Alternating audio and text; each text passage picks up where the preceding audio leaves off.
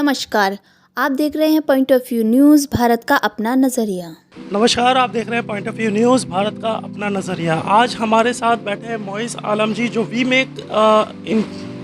Make people trust के founder हैं। और आज हम इनसे के बारे में जानेंगे कि वो एनजीओ किस तरीके से काम करता है और किस तरीके से वो ज़रूरतमंदों को की मदद करता है। तो बहुत बहुत शुक्रिया जी आलम जी आपका। सर ये बताइए कि आपको ये प्रेरणा कहाँ से मिली एनजीओ को चलाने के लिए? बेसिकली यार, प्रेरणा का तो ये है कि लॉकडाउन के टाइम जब सब लोग घर पे थे तो उस टाइम बहुत लोगों का कॉल आ रहा था कि भी हमको नौकरी से निकाल दिया गया, या हमारा बिजनेस बंद हो गया, या हमारे पास सरवाइव करने के लिए कुछ नहीं है। तो उस टाइम फिर हमने काफ़ी लोगों की मदद करने की कोशिश की और काफ़ी लोगों की हमने मदद की। मदद का है कि छोटे छोटे काम, जैसे किसी को सब्जी की शॉप ओपन कराना है, और जो डोर टू डोर डिलीवरी वाले उस टाइम बहुत चल रहे थे, तो उसमें से कुछ लोगों को हमने बाइक फाइनेंस करके इशू कराएगी, जैसे कि वो घर ना बैठे, कुछ ना कुछ काम करें। तो उस टाइम ही एक रियलाइज़ हुआ कि यार ये तो बहुत अच्छी चीज़ है कि हम लोगों की मदद कर पा रहे हैं छोटे से अमाउंट से। क्योंकि स्टार्टिंग में जब आदमी बेरोज़गार होता है तो बहुत फ्रस्ट्रेशन में उसकी ज़िंदगी गुजरती है।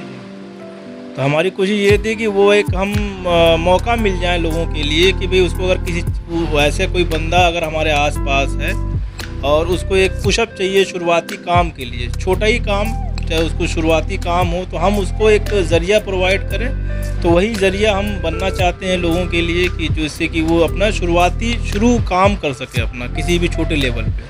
तो आलम जी, ये कितने समय से चल रही है आपकी एनजीओ? ये 2 साल हो गया होगा। शुरुआत में तो हम हमारे फ्रेंड सर्किल, हमारे भाई ने मिलकर इसको शुरू किया था, और अल्हम्दुलिल्लाह उसमें उसी टाइम हमने काफ़ी कोशिश की और लोगों को हमने मदद करने की लिए सोचा भी और किया भी उस टाइम।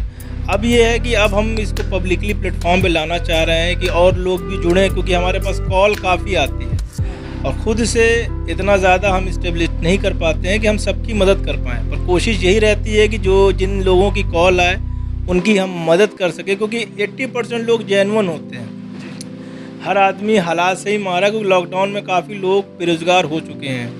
तो अब कोशिश हमारी यही है कि जिस तरीके से लोगों की हम मदद कर पाएँ, तो प्रेरणा वही है। 2 साल हो गया, अब आगे भी हमें इसको बड़े लेवल पे ले जाना है, तो अब उसी में कोशिश में हम लगे हुए हैं। तो आलम जी, इस एनजीओ को चलाने में आपको कितने मशक्क़त का सामना करना पड़ा है? मशक्क़त का तो सामना ये है कि पहले तो लोगों को समझाना बहुत बड़ी बात है। समझाने का मतलब ये है कि आधे लोगों को तो यकीन ही नहीं होता कि ऐसा कुछ आदमी करता है, क्योंकि आज के टाइम में भरोसा जीतना बहुत मुश्किल है। क्योंकि मदद अगर आप किसी से मांगते हैं तो लोग यही समझते हैं कि अरे ये तो फ्रॉड आदमी है।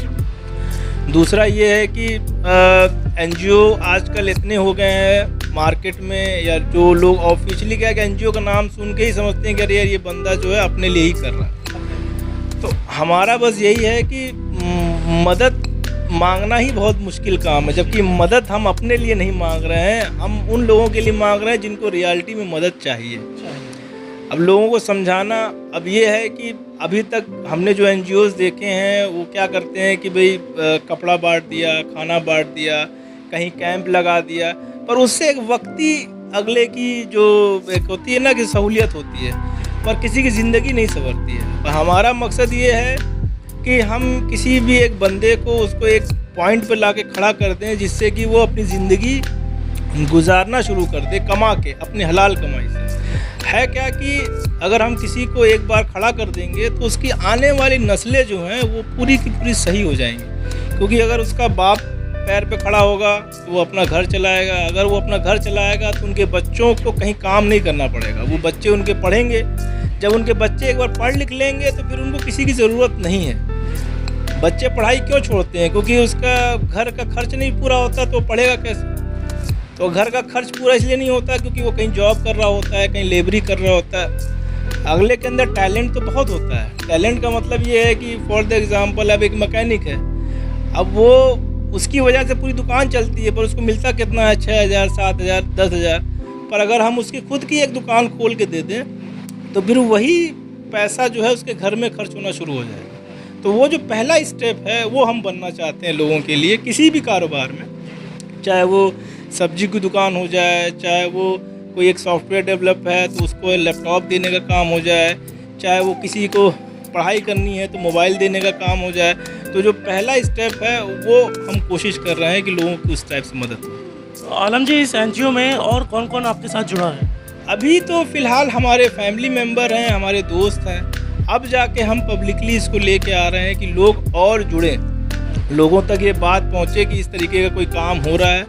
किसी भी लेवल पे जुड़ने का मतलब ये है कि कोई फाइनेंशियली भी जुड़ सकता है, कोई माउथ टू माउथ जुड़ सकता है, कोई रेफरेंस में जुड़ सकता है, या कोई एम्प्लॉयमेंट में जुड़ सकता है कि भाई अगले के पास एम्प्लॉयमेंट है तो वो हमें इन्फॉर्म कर दे कि भाई हमारे पास ये जॉब है, अगर आपके पास कोई ज़रूरतमंद है तो आप हमें बताइए। तो हम क्या करेंगे कि हम उस पॉइंट पे, जॉब तो सबको चाहिए, पर एक होता है कि एक की फैमिली स्टेबलिस्ट है, एक है कि उसके जॉब की वजह से एक बंदे का पूरा घर चल रहा है। तो वो बंदों को जॉब मिलना ज़्यादा ज़रूरत है, बशर्ते कि जिनकी फैमिली स्टेबलिस्ट है उनको। तो हम यही है कि लोग इस तरीके से भी जुड़े हमसे। पैसा तो एक ऐसी चीज़ है कि जितना आ जाए लोगों के लिए उतना कम है। अच्छा आलम जी, ये बताइए कि ये एनजीओ ज़रूरतमंदों की किस तरीके से मदद करता है? मदद का देखिए पहला स्टेप हमारा यही होता है कि जैसे कि हमारे पास जैसे कॉल आती है कि भाई हम ये चीज़ करना कोई भी काम करना चाहते हैं। फॉर एग्जांपल आप ये मान के चलें कि कोई कह दे कि भाई हमें एक सब्ज़ी की दुकान खोलनी है। अब सब्ज़ी की दुकान में मोस्टली कितना खर्च होता है, 15 से 20 हज़ार रुपये में एक आदमी की सब्ज़ी की दुकान खुल जाती है। एक छोटा सा एग्जांपल दे रहा हूँ मैं। तो हम पहले उस बंदे की वेरिफिकेशन करते हैं कि वो बंदा सही बोल रहा है कि नहीं बोल रहा है, या क्योंकि हमारे पास फॉल्स कॉल ही बहुत आती है सिर्फ पैसा लेने के लिए। तो हम अपने आसपास के जो लोग होते हैं उनसे बोलते हैं कि भाई इस बंदे का पता करो आप कि ये बंदा कितना जेन्युइन है। फिर उनसे पूरी वेरिफिकेशन करते हैं। उसके बाद जब सब कुछ ठीक रहता है तो हम डायरेक्ट उसको पैसा नहीं देते हैं कभी भी। वो जहाँ बताता है कि जिस बंदे से उसको सामान उठाना है, फिर उस बंदे से हम बात करते हैं। वो बंदा बोलता है कि हाँ भी इस बंदे को हम जानते हैं, या बंदा हमारे पास आया है, या जैसे भी, तो फिर हम उस बंदे के थ्रू वो प्रोडक्ट परचेज़ करते हैं और उसके यहाँ डिलीवर करवाते हैं या खुद लेके आता है, जिससे कि एक ऑथेंटिसिटी हो कि हाँ भी उस बंदे को काम ही करना है। पैसा तो ऐसी चीज़ है कि वो जाएगा तो वो खर्च हो जाएगा, फिर वो कुछ भी बोल सकता है। पर सामान तो अगर वो जेन्युइन है, सामान उस तक पहुंचा तो उसको बेचना है, उसको बेच के फिर वो कारोबार करेगा।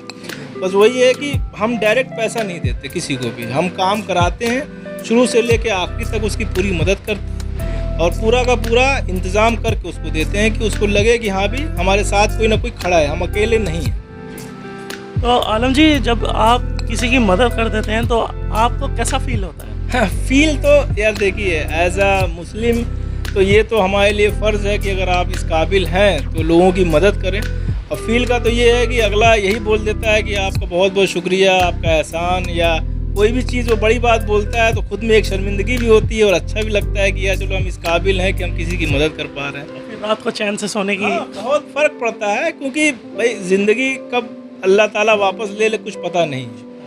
पर हाँ ये है कि एक तसल्ली से हम सोते हैं कि यार शायद इन्हीं सब चीज़ों से ऊपर वाला हमें कोई अच्छे मुकाम पर रखे, या उनकी दुआएं, क्योंकि जो काम हमने शुरू किया है इसका एंड उसके उस तक है। क्योंकि जब तक जो भी लोग जुड़ रहे हैं, मेरा उनसे भी यही कहना है कि आप किसी को कारोबार अगर कराते हैं तो कारोबार सिर्फ उसको नहीं कराते हैं, उसकी पूरी फैमिली को कराते हैं। फैमिली का मतलब जब तक उसकी नस्ल चल रही होगी तो वो, क्योंकि आपकी कमाई से वो बंदा खड़ा हुआ है और उसकी नस्ल जो है वो आपकी कमाई के बाद शुरू हुई है, तो उसका सवाब आपको इंशाअल्लाह उसके क़यामत तक मिलेगा। तो यही हमारा कॉन्सेप्ट है कि हम कुछ ऐसा कर जाएं कि आने वाले टाइम में हमारा कोई भी भाई इस उम्मीद से परेशान ना हो कि उसके पीछे कोई नहीं। तो यही हमारा मेनली। तो आलम जी, हमारे लास्ट में आखिरी क्वेश्चन कि आप हमारे दर्शकों को क्या कहना चाहेंगे? कहना सबसे बड़ी बात तो यही है कि अगर आप के दिल में थोड़ी सी भी किसी के लिए हमदर्दी है किसी भी लेवल पे, तो आप तो हमें एक अमाउंट मंथली किसी भी टाइप का आप डोनेट करना शुरू करें। डोनेशन का हमारा पॉइंट ये है कि हम कैश नहीं लेते हैं। हमारे एनजीओ के QR कोड्स हैं, अकाउंट्स हैं, तो या तो आप QR कोड करके स्कैन करें, पेमेंट करें, या तो फिर आप डायरेक्ट अकाउंट में करें, जिससे कि हमें ये पता रहे कि वो पेमेंट कहाँ से आ रही है और फिर इन एंड पे आपको ये पता रहे कि वो पैसे कहाँ यूज़ हो रहे हैं, वो सारी इन्फॉर्मेशन हम आपको देंगे। दूसरा ये है कि आपके घर का कोई भी ऐसी चीज़ जो आप यूज़ नहीं कर रहे हैं, एज कबाड़ आप समझ लें, रद्दी समझ लें, या कोई भी ऐसी चीज़ जो बिक सकती है, वो आप हमारे एनजीओ को डोनेट कर दें, जिसको बेच के हम लोगों की मदद कर सकें, क्योंकि वो आपके लिए अनयूज चीज़ है। आपका कोई उसका काम नहीं है, आप किसी कबाड़ी को देंगे, वो आपको 10 रुपये देगा, 100 रुपये देगा, 500 रुपये देगा, आपके घर में पड़ा है तो वो ख़राब ही हो रहा है, पर वो किसी की कामयाबी की वजह ही बन सकता है, ये आपने सोचा नहीं होगा। तो एक प्लेटफॉर्म वो भी है कि आप अगर डोनेशन नहीं भी दे सकते तो आप अपने घर का कोई भी कबाड़ जो आप रद्दी कबाड़ियों को बेच रहे हैं, हमारे लोग यहाँ पर ओखला में हैं, क्योंकि फ़िलहाल हमने ये कॉन्सेप्ट जो है ओखला से शुरू किया हुआ है। अभी हम ओखला में ज़्यादातर जो रद्दी लेने वाले हैं उनसे हमारा कम्युनिकेशन है, तो हर जगह वो जा सकते हैं। तो आपके घर का कोई भी कबाड़ जो बिक सकता है वो आप हमें डोनेट कर दें, बंदा आएगा, तौलेगा, आपको पूरी इन्फॉर्मेशन देगा, कितने पैसे जा रहे हैं वो भी बताएगा, और वो पैसा कहाँ यूज़ हो रहा है हमारी एनजीओ के थ्रू से आपको मैसेज भी आ जाएगा। बहुत बहुत शुक्रिया सर मोइज़ आलम जी, आप हमारे स्टूडियो में आए और बहुत अच्छी सोच थी आपकी। और ये थे मोइज़ आलम जी, वी मेक पीपल ट्रस्ट के फाउंडर।